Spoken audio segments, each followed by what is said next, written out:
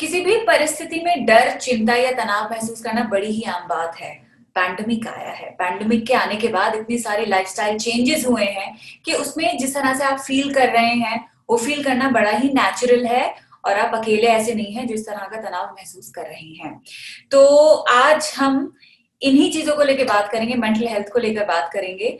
और ये जो तनाव है, अलग अलग तरह के अलग अलग रीजंस की वजह से जो हम एक्सपीरियंस करते हैं, इनको किस तरह से हम मैनेज कर सकते हैं, हैंडल कर सकते हैं, इसी पे बात करेंगे। और बात करने के लिए मुझे अब ज्वाइन कर रहे हैं डॉक्टर समीर पारेख। आपने इनका नाम सुना होगा, अखबारों में, टीवी चैनल्स में इनके कई सारे शोज आते हैं। ये एक ऐसे एक्सपर्ट हैं जिनकी जरूरत पैंडेमिक से पहले भी थी, पैंडेमिक में थोड़ी ज्यादा है। तो इसीलिए अब हम बात कर रहे हैं डॉक्टर समीर पारेख से। डॉक्टर साहब, बहुत बहुत शुक्रिया आपके समय के लिए।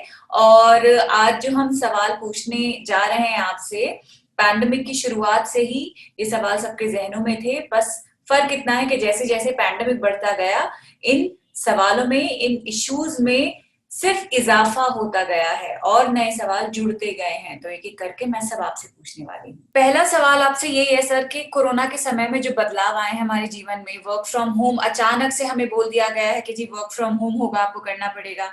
हम बाहर आ नहीं सकते हैं, जा नहीं सकते हैं, लोगों से अब मिलते भी हैं तो दिल में एक शक रहता है, एक एंजाइटी रहती है। अगर हम लूज चेंज भी बाहर लेते हैं रिक्शे वाले से या सब्जी वाले से, तो घबराहट रहती है। हाथ में वो डेटॉल का स्प्रे रहता है या कोई सा सैनिटाइजर रहता है, उसे बार बार नोट्स को स्प्रे करते रहते हैं। इस तरह की जिंदगी हम आखिर कब तक जिएंगे? एक तनाव है, एक शक रहता है दिल के अंदर। तो इसको हम कैसे डील करें? मुझे लगता है कि पूरी तरह से बात अपने आप में सही नहीं है, क्योंकि आपको हर एक किस्म के पहलू नजर आएंगे। आपको वो भी नजर आएंगे जिन्होंने, जब प्रॉब्लम कहीं ज्यादा थी तब भी मास्क नहीं पहना था और ध्यान नहीं रख रहे थे। दूसरे एक्सट्रीम पे वो होंगे जो बहुत ज्यादा ध्यान रख रहे हैं। देखिए, इसका बहुत सिंपल सी बात है। पहली बात, हम सबको ये समझना जरूरी है, अनप्रेसिडेंटेड एक इंसिडेंट, इवेंट हुआ है। हम पूरे दुनिया भर में, महामारी तभी कहते हैं, पूरे दुनिया। जी जी जी। हम प्रिपेयर्ड नहीं थे। हम धीरे धीरे सीख रहे हैं, आज भी हम धीरे धीरे सीख रहे हैं। लेकिन ये बात तय है कि जितना हमें 2 साल पहले पता था, जितना हमें अभी पता है, वो कहीं ज्यादा है। हमें ये बात समझ में आई है कि वैक्सीन ने हमारी मदद करी है। हम धीरे धीरे वापस अपने जीवन में वापस आ रहे हैं। स्वाभाविक है कि थोड़ा जो पिछले 1.5-2 साल का हम पे स्ट्रेस है, वो हम पे प्ले करेगा। हमें जो गाइडलाइंस हमें गवर्नमेंट और डॉक्टर्स से मिलती है, वो हम फॉलो करें। और उससे ज्यादा करने की जरूरत नहीं है, उससे कम करने की जरूरत नहीं है। और हमें अपनी रोजमर्रा की जिंदगी को शुरू करना है। जब हम शुरू करेंगे, स्वाभाविक है शुरू में थोड़ी एंजाइटी होगी, पर जैसे जैसे हम आगे बढ़ते जाएंगे, हम इससे एडजस्ट हो जाएंगे। हमने 2 इतने मुश्किल साल निकाले हैं, वो भी एडजस्ट करके निकाले हैं। तो ये तो अब बेहतर समय है, तो ये भी निकालेंगे। ये जो अभी उदाहरण मैंने आपको दिया था कि दिल में एंजाइटी रहती है, कि शक रहता है, ये रहता है, वो रहता है, ये तो बहुत ही नॉर्मल सी चीजें हैं जो हर कोई एक्सपीरियंस करता है। लेकिन जो सेकंड वेव के बाद, अब पिछले 2 सालों में, फर्स्ट वेव में भी जो जान का और माल का नुकसान हुआ है, लोगों ने अपनों को खोया है, नौकरियां गई हैं लोगों की, ये बड़े बड़े नुकसान हैं। ठीक है, तो इनको किस तरीके से ओवरकम करें, मतलब ग्रीफ को किस तरह से हैंडल कर सकते हैं इस दौर में? काफी एस्पेक्ट्स आपने छुए हैं इस क्वेश्चन में, तो मैं इनको इंडिविजुअली आंसर करूंगा, बिकॉज आई डोंट थिंक ये एक क्लब्ड पॉइंट है। ग्रीफ से बात करते हैं। देखिए, ग्रीफ एक बहुत ही पर्सनल एक्सपीरियंस है। हम जब किसी नजदीकी अपने जीवन में किसी को भी खोते हैं, तो वो हर एक इंसान के लिए एक उनका अपना ग्रीफ होता है। जी। 2 परिवार के सदस्य जो सेम रिलेशनशिप अटैचमेंट में थे, उन दोनों में भी अपना अपना ग्रीफ अलग होगा। ग्रीफ का एक पर्सनल कंपोनेंट है। मुझे नहीं लगता कि 3 4 5 टिप्स या एडवाइस ग्रीफ को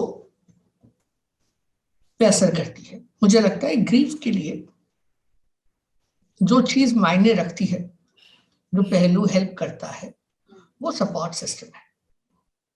सो अगर आपके आसपास, आपके परिवार में, आपके कॉलीग्स में, नेबरहुड में, जहां पे आपको पता है कि family has gone through a bereavement, वहां पे आप अपनी प्रेजेंस, जेन्युइन प्रेजेंस, अपनी मौजूदगी का एहसास कराइए कि उन्हें ये लगे कि हम अकेले नहीं हैं। जहां तक बात आई जॉब्स की, तो मेरा अपना ऐसा मानना है कि जिन लोगों की जॉब गई है या जिनको जॉब में कट्स आए थे या जिनको जॉब रिलेटेड प्रॉब्लम्स आई हैं, अभी जॉब नहीं मिल रही है, आपको ये बात समझनी बहुत जरूरी है। आप इसको पर्सनलाइज नहीं करेंगे, मतलब ये नहीं सोचेंगे कि मुझ में कोई कमी है, मुझ में कोई खामी है। आपको ये समझना जरूरी है कि दुनिया भर में एक पेंडेमिक के कारण कितने कितने ज्यादा लोगों की जॉब पे असर हुआ है। तो जो रीजन है वो एक्सटर्नल है, इंटरनल नहीं है। सर, अब मैं बच्चों के बारे में बात करना चाहती हूँ। इतने सारे बच्चे हमारी, मतलब मैं अपनी अगर बात करूँ, मेरे सर्कल में इतने सारे फैमिली में बच्चे हैं जिनके पिछले 2 साल बिल्कुल घर में बीते हैं, और ये बच्चे अभी पैदा हुए थे।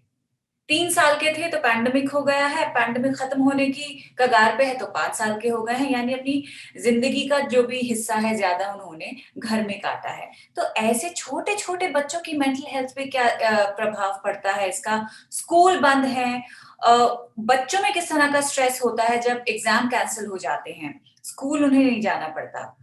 तो आप इस पे भी जरा हमको थोड़ा एक्सप्लेन करके बताएं कि उसको, बच्चों को कैसे डील करें, उन्हें क्या समझाएं, क्या कह के उनको दिलासा दें। एक मुझे लगता है कि बच्चों ने अपने आप को इस महामारी में बहुत रिस्पॉन्सिबली और बहुत अच्छे से हैंडल किया है। देखिए क्या मिसिंग था, दो चीजें मिसिंग थी, ये बात समझेंगे आप। पहली चीज outdoor activity, sports, fun, running about, physical activity. दूसरी चीज पीयर रिलेशनशिप्स, यानी पीयर टू पीयर कनेक्ट, दोस्तों से मिलना। ये दो चीजें कम थी। तो अभी जब बच्चे स्कूल जाना शुरू करते हैं, चाहे वो छोटे बच्चे हों जो प्री प्राइमरी प्राइमरी के हों, चाहे वो मिडिल स्कूल के बच्चे हों, हमारा फोकस होना चाहिए कि वो फिजिकल एक्टिविटी करें, आर्ट्स और क्रिएटिविटी करें, और दोस्तों से वापस उनकी कनेक्शन, सोशल स्किल्स और सोशल डेवलपमेंट पे हमें फोकस करने की जरूरत है। पढ़ाई आ जाएगी, खास करके छोटे बच्चों के लिए।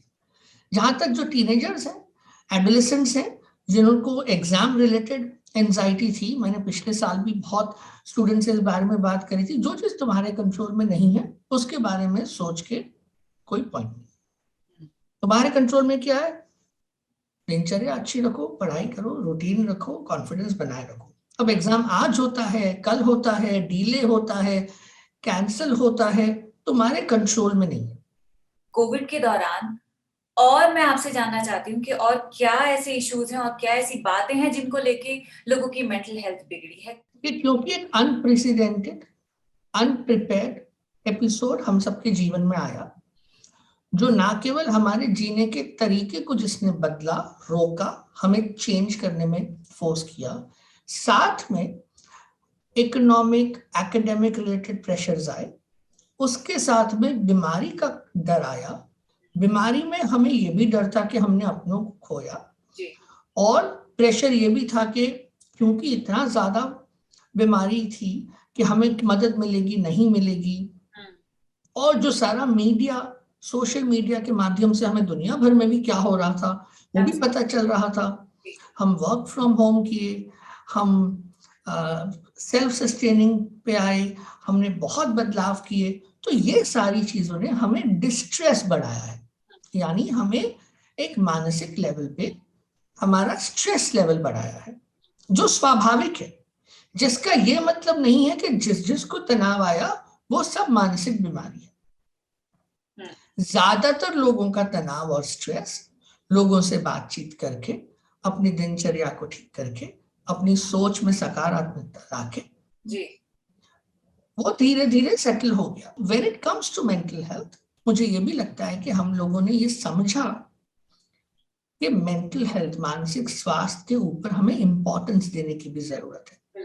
सबको मेंटल हेल्थ का फोकस बनाने की जरूरत है, क्योंकि मेंटल हेल्थ अगर हम अपनी बना के रखते हैं इंडिविजुअल और सोशल लेवल पे, तो हमारी क्वालिटी ऑफ लाइफ भी बेहतर होती है और हमारे इंडिविजुअल प्रोफेशनल सक्सेस भी बेहतर होते हैं।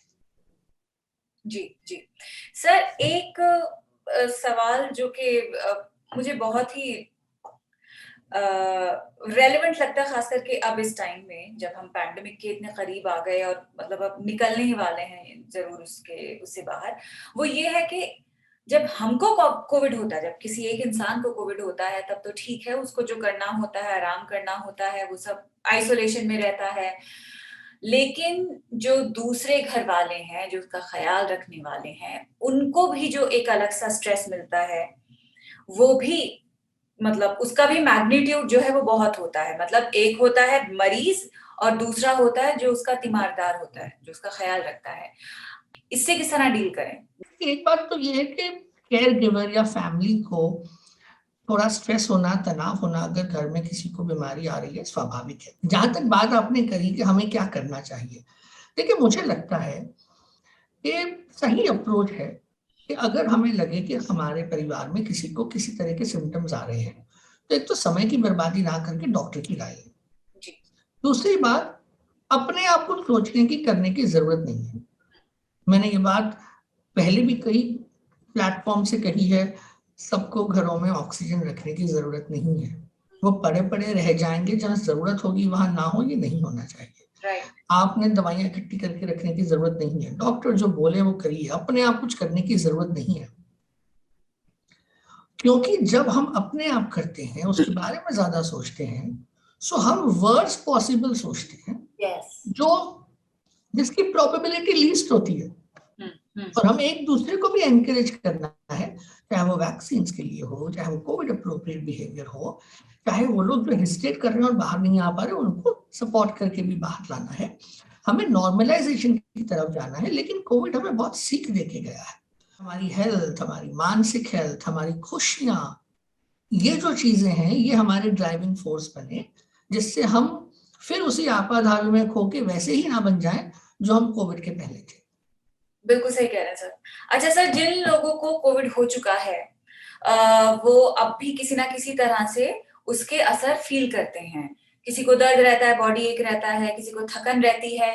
कुछ लोगों को कंसंट्रेट नहीं किया जाता है, मतलब वो कहते हैं कि हम काम नहीं करते, लेकिन फिर भी ऐसा लगता है बर्नआउट हो गया है। इसे ब्रेन फॉग कई लोग कह के समझाते हैं। तो ये है क्या ब्रेन फॉग? इसको किस तरह से हम डील कर सकते हैं? मुझे लगता है कि इस समय हम ये बोलें कि हमें क्लियरली पता है कि कोविड इंड्यूस्ड ब्रेन फॉग है, नहीं है, क्या है। आई डोंट थिंक हम वहां पे हैं। थोड़ा और वक्त चाहिएगा कि क्लैरिटी आए। मुझे लगता है कि अगर आपको शारीरिक लेवल पे, काम के लेवल पे, किसी भी लेवल पे अगर लग रहा है कि आपको कुछ डिस्ट्रेस है, आपकी फंक्शनैलिटी पे प्रॉब्लम आ रही है, मुझे लगता है आपको अपने मेडिकल डॉक्टर से बात करनी चाहिए। उन्हें बताएं क्या है, वो समझ के जानकारी से आपको समझा पाएंगे। जी। दूसरा में ये भी समझना है, तनाव, change of lifestyle, so many other aspects, not just the illness, उसने भी हमारे अंदर जो बदलाव किए थे। और जब हम वापस कोई चीज शुरू करते हैं तो उसको शुरू करने में थोड़ा वक्त लगता है। ब्रेक्स लें, रिलैक्स करें, छोटे छोटे स्पर्ट्स में काम करें और फिर ब्रेक लें। वर्क लाइफ बैलेंस लाएं, creativity, arts, plants, pets, music, इस पे समय लगाएं, जिससे you get all positive stimulations also. And all of us, कोई जल्दी हमारी लाइफ ट्रैक आएगी, किसी की थोड़ी लेट आएगी, we will be on track. You just trust yourself. Sir, जिन लोगों को पहले कोविड हो गया है, ऐसा भी देखा गया है कि उनकी एंजाइटी का सबसे बड़ा कारण ये रहता है कि अगर दोबारा कोविड हो गया तो क्या करेंगे हम। तो उनको ये जो वहम रहता है कि हम दोबारा से बीमार पड़ सकते हैं, फिर कहीं वैसे ही बुरा हाल ना हो जैसे पहले हुआ था। तो ये जो अंदर शक बैठ गया है, इसको कैसे दिल से निकालें? करेक्ट इंफॉर्मेशन से। अच्छा। Correct information. मुझे लगता है कि कोविड ने ये भी बहुत क्लियरली हमें सिखाया है कि incorrect information, miss information, wrong information भी हमारे आसपास बहुत है। तो हमें उसको फिल्टर करना है। इस समय की करेक्ट इंफॉर्मेशन क्या है हमारे पास? वो ये है कि ज्यादातर धीरे धीरे कोविड जा रहा है, लेकिन हमें अपना ध्यान मेंटेन रखना है कोविड अप्रोप्रिएट में। हमें ये इंफॉर्मेशन है कि वैक्सीन से क्लियर कट फायदा हो रहा है, हमें वैक्सीन लेनी है, एंकरेज करना है। तो जहां तक सपोर्ट सिस्टम का सवाल है, हम कैसे पता लगाएं कि हमारे किसी फला रिश्तेदार को या फला दोस्त को इस वक्त सपोर्ट की जरूरत है। अनम्यूट योरसेल्फ, बात करिए हम्म, और बातें कंटिन्यू रखिए। आप अपने बारे में बात करेंगे, जिनसे आप बात कर रहे हैं आपके नजदीकी, वो अपने आप अपने बारे में बात करेंगे, बातों से बातें करेंगे। कोई दूसरा सोल्यूशन नहीं है इसका। हम बातें करनी बंद कर देते हैं, हम टेक्स्ट करते हैं, इमोटिकॉन करते हैं, हम बात नहीं करते हैं।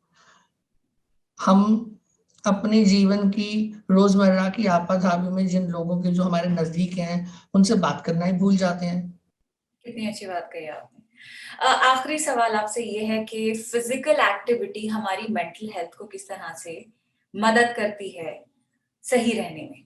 मैं जब युवाओं से, बच्चों से बात करता हूँ तो मैं उन्हें कहता हूँ कि ऐसे समझो कि जिंदगी एक पिज्जा है। वाह। ठीक है, तो पिज्जा के बड़े पीस होते हैं। एक पीस आपका फिजिकल हेल्थ हुआ, एक आपके फ्रेंड्स हुए, पढ़ाई भी डालनी है तो एक पढ़ाई हुई, फिर आपका परिवार हुआ, ठीक है, फिर आपकी लाइक्स हुई, स्पोर्ट्स हो सकता है, क्रिएटिविटी हो सकता है। ये सारी चीजें बन के आपका बन गया पिज्जा। अब आप पूरे पिज्जा को साथ में कुक करते हैं ना, ये तो नहीं है कि एक पीस आधा कर रहे हैं फिर एक ज्यादा कर लिया। ये बैलेंस ऑफ लाइफ है। अब टॉपिंग्स आपने जो डालनी है वो डालें, लेकिन अगर आपने जीवन की क्वालिटी अच्छी करनी है तो you have to create the right balance. Right. All of this has a role to play. इनमें से कोई भी कम या ज्यादा वैल्यू नहीं है। आप कोई भी एक चीज कम करेंगे तो आपका पिज्जा ठीक से नहीं बनेगा, और यही समझना जरूरी है। बहुत बहुत धन्यवाद डॉक्टर साहब। ये जो आज हमने बात की है, ये पैंडेमिक की शुरुआत से ही बात होनी चाहिए थी तो बेहतर था, लेकिन चलो गनीमत है अभी लोग बात कर रहे हैं, अभी इतनी देर हुई नहीं है। बहुत बहुत धन्यवाद आपके समय के लिए। मास्क पहनें, 2 गज दूरी रखें, हाथों को साफ रखें, टीका लगवाएं और सुरक्षित रहें।